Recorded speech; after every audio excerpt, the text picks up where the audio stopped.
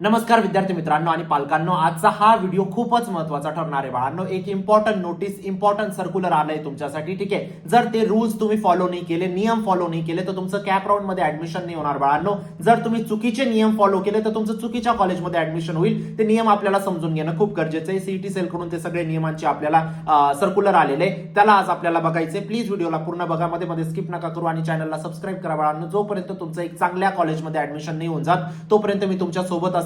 माझे व्हिडिओज तुमच्यापर्यंत पोहोचले पाहिजे, कोणतीही अपडेट तुमची मिस नको व्हायला, त्यासाठी चॅनलला नक्कीच सबस्क्राईब करा आणि व्हॉट्सअप ग्रुपला जॉईन करा. कॅप राऊंड रिलेटेड सगळ्या अपडेट्स तुमच्या व्हॉट्सअप ग्रुपला येतात बाळांनो. व्हॉट्सअप ग्रुप फुल होईल त्याआधी जॉईन करा.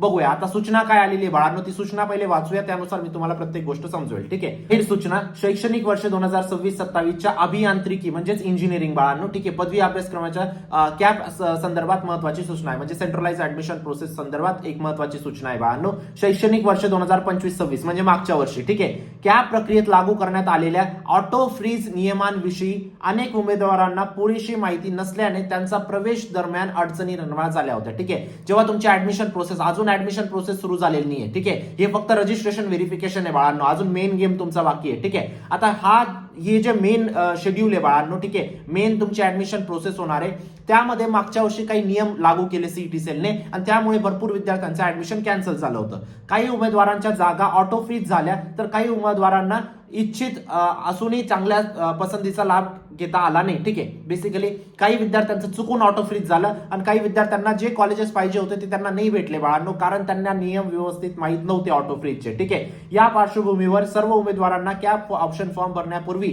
ऑटो फ्रीजचे इतर नियम काळजीपूर्वक समजून घ्यावेत, जेणेकरून आपल्या पर्सेंटाईल नुसार सर्वोत्तम महाविद्यालयाची शाखा आपल्याला मिळेल. ठीक आहे, सीईटी सेलचं काय म्हणणं आहे आता, जेव्हा आता आपले ऑप्शन फॉर्म सुरू होणार आहेत, ऑप्शन फॉर्म सुरू होण्याआधी तुम्हाला हे नियम जाणून घेणं गरजेचं आहे. अदरवाईज तुमचं ऍडमिशन चुकीच्या कॉलेजमध्ये होऊन जाईल किंवा तुमचं ऍडमिशन नाही होणार. ठीक आहे, तर आता नियम कोणकोणते आहेत बाळांनो ते बघूया. ठीक आहे, कॅप राऊंड 1 टॉप 1 रूल. ठीक आहे, त्यानंतर काय, cap round 2 top 3 rule, cap round 3 top 6 rule आणि कॅप राऊंड 4 फायनल राऊंड. ठीक आहे, आता कॅप राऊंड 1 मध्ये काय रूल आहे बाळांनो, कॅप राऊंड मध्ये हा रूल आहे, जर तुम्ही जी कॉलेज लिस्ट टाकलेली आहे, फॉर एक्झाम्पल तुम्ही 50 कॉलेजेसची लिस्ट टाकली है ना, 50 कॉलेजेसच्या लिस्टमध्ये जर पहिल्याच नंबरचं कॉलेज फॉर एक्झाम्पल तुम्हाला लागलं, तुमच्या पर्सेंटाईलला मॅच झालं, ठीक आहे, तर ते तुमचं ऑटो फ्रीज होऊन जाईल, ऑटोमॅटिक बुक होऊन जाईल. तुम्ही राऊंड 2, राऊंड 3, राऊंड 4 ला नाही खेळू शकत, तुम्ही डायरेक्ट कॅप राऊंडच्या बाहेर निघून जातात, तुम्ही पुढचे राऊंड नाही खेळू शकत. याचं प्रमुख रिझन काय बाळांनो, सीईटी सेलला वाटतं की तुम्हाला एक नंबरचं ऑप्शन लागले, तुमच्या डोक्यानुसार किंवा तुमच्या माइंडनुसार तुम्हाला याच्यापेक्षा बेस्ट काहीच नाही हवंय, तुम्हाला जे एकदम बेस्ट हवंय ते तुम्ही टॉप 1 नंबरला टाकलंय. मग सीईटी सेल काय कन्सिडर करते, हा हे याला लागलंय म्हणून याला कन्सिडर करा, याला ऑटो फ्रीज करा आणि याला बुक करा, कॅप राऊंडच्या बाहेर काढा, कारण याला नंबर 1 नंबरचं ऑप्शन लागून गेलंय त्यांच्या लिस्ट मधलं. ठीक आहे, पुढे काय म्हटलंय, उमेदवारास पुढील कॅप राऊंड मध्ये सहभागी होता येणार नाही. आता भरपूर विद्यार्थ्यांना ही गोष्ट नाही माहित राहत. ठीक आहे, त्यांना वाटतं की हा चला राऊंड 1 ला लागलं ना पहिल्या नंबरचं, आपण राऊंड 2 ला अजून बेटर करू. ठीक आहे, बेटरमेंटसाठी नाहीच आहे ना तुमच्या लिस्टमध्ये, तुम्हाला लिस्ट एक वेळा अपलोड करायची असते तुमची कॉलेज लिस्ट. ठीक आहे, समजा 1 ते 50 कॉलेजेसची लिस्ट तुम्ही अपलोड केली, एकदा व्यवस्थित समजून घ्या, नाही समजलं पुन्हा व्हिडिओ बघा. ठीक आहे, 1 ते 50 कॉलेजेसची लिस्ट अपलोड केली, फॉर एक्झाम्पल तुम्हाला 30 नंबरचं कॉलेज लागलं, मग सीईटी सेल काय म्हणते, हा याला 1 ते 29 कॉलेजेस 30 कॉलेजपेक्षा बेटर आहेत, कारण जे कॉलेज सगळ्यात जास्त चांगलं ते वरती टाकतो, त्याच्यानंतर थोडंसं, त्याच्यानंतर थोडंसं, त्याच्यानंतर थोडंसं, त्याच्यानंतर थोडं होत असं जातं, बरोबर. आता 30 नंबरचं कॉलेज जर तुम्हाला लागलंय, मग सीईटी सेलला काय वाटतं, हा 1 ते 29 मध्ये चान्सेस आहेत या विद्यार्थ्याला लागण्याचे, याच्या ऑप्शनच्या वरचे कॉलेजेस. पण जर तुम्हाला 1 नंबरचं कॉलेज लागून गेलं बाळांनो, त्या ठिकाणी काय होऊन जातं, ते ऑटो बुक होऊन जातं. सीईटी सेलला काय वाटतं, वरती काहीच नाहीये, म्हणजे याच्या हिशोबाने हे बेस्ट आहे. समजलं गोष्ट. कॅप राऊंड 2 मध्ये काय होतं, पहिले 3 कॉलेजेस पैकी 1, 2, 3 पहिले 3 कॉलेजेस पैकी कोणतंही लागलं ते ऑटो फ्रीज होऊन जातं. आता तुम्ही म्हणणार सीईटी सेलला हे नाही वाटत का, तिसऱ्या नंबरचं लागलं मग 1 आणि 2 चान्स आहे, पण तरी सीईटी सेलने हा नियम आणलाय बाळांनो मागच्या वर्षीच, पहिले 3 पैकी कोणतंही लागलं ऑटो फ्रीज होऊन जाईल आणि तिसऱ्या राऊंड मध्ये ऑटो फ्रीज होऊन जाईल, म्हणजे तुम्ही नेक्स्ट तिसऱ्या राऊंडला पार्टिसिपेट करू शकत नाही. आणि तिसऱ्या राऊंड मध्ये बाळांनो पहिले 6 कॉलेजेसमध्ये 4, 5, 6 पहिल्या 6 मध्ये कोणतंही लागलं ते तुमचं ऑटो फ्रीज होऊन जाईल, तुम्ही पुढे पार्टिसिपेट करू शकत नाही है ना, तुम्ही कॅप राऊंडच्या बाहेर निघून जाणार. ठीक आहे, आणि फायनल राऊंड मध्ये कोणतंही लागलं ते तुम्हाला घ्यावंच लागेल, त्याच्यानंतर असं पण राऊंड नसतात बाळांनो.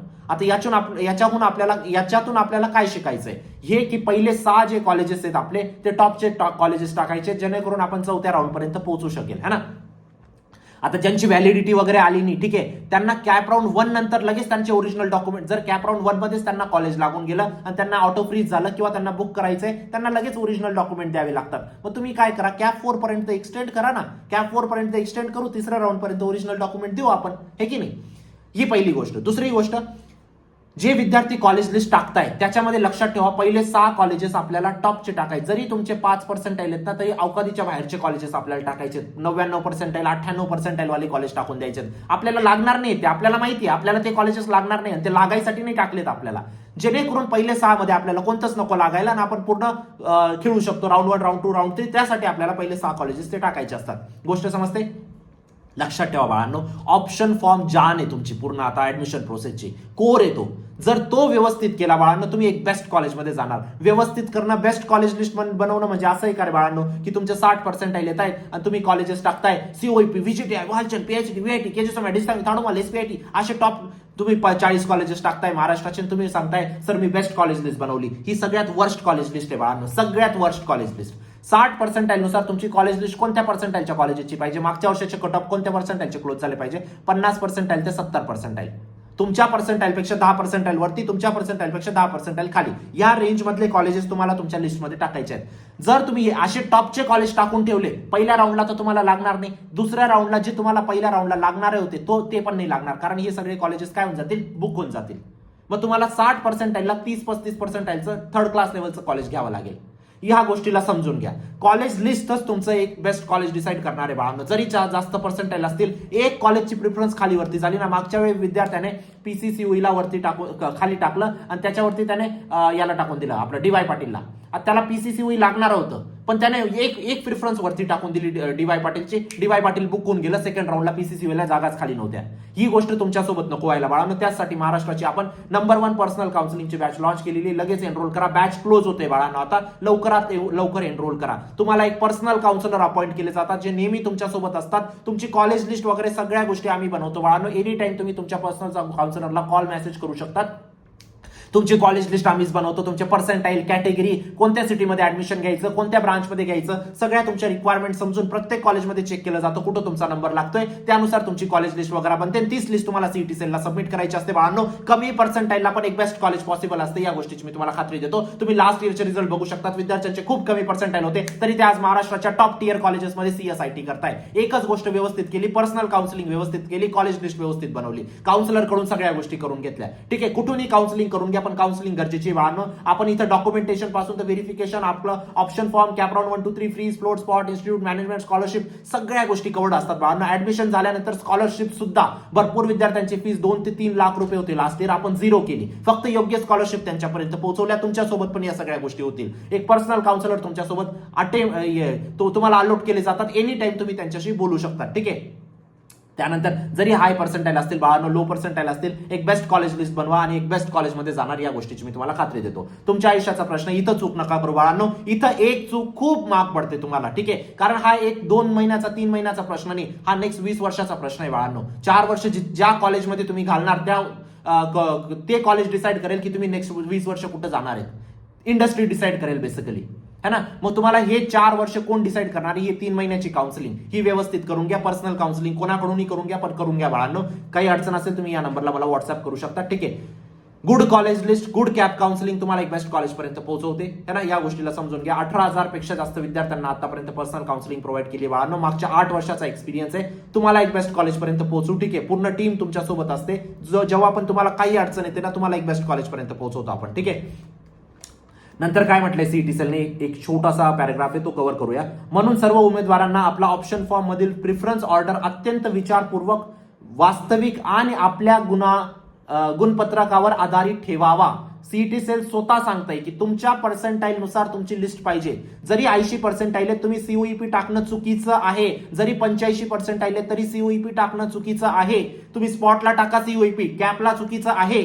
या गोष्टीला समजून घ्यावं लागेल तुम्हाला. सीओईपीचं 99.9 ला सीएस क्लोज झालेलं आहे, 99.2 ला कॅटेगरीचं सीएस क्लोज झालेलं आहे. तुम्ही कसं काय टाकताय 80% वालं? मी असं नाही, मी अपमान नाही करत आहे कोणाचा, मी तुम्हाला रियालिटी सांगतोय बाळांनो, है ना. तुम्ही जर 80% आहे, तुम्ही कॉलेजेस कोणते टाकले पाहिजे, 70% पासून तर 90% कॉलेजेस तुमचे असले पाहिजे, जेणेकरून तुम्हाला त्याच्यामध्ये बेस्ट भेटेल. है ना, या गोष्टीला समजून माझ्या बोलण्याचा अर्थ चुकीचा नका घेत जाऊ प्लीज. कॅप प्रक्रियेबाबत वेळोवेळी माहिती सीईटी सेल पोर्टलवर प्रसिद्ध करण्यात येईल. संबंधित सर्व नियम, अटी व तारखा माहिती पुस्तके नमूद केल्या आहेत. उमेदवारांनी ते काळजीपूर्वक वाचून त्या पुढील प्रक्रिया करावी. या सगळ्या गोष्टी होत्या बाळांनो. भेटूया नंतरच्या व्हिडिओमध्ये. तोपर्यंत बाय, टेक केअर, थँक्यू.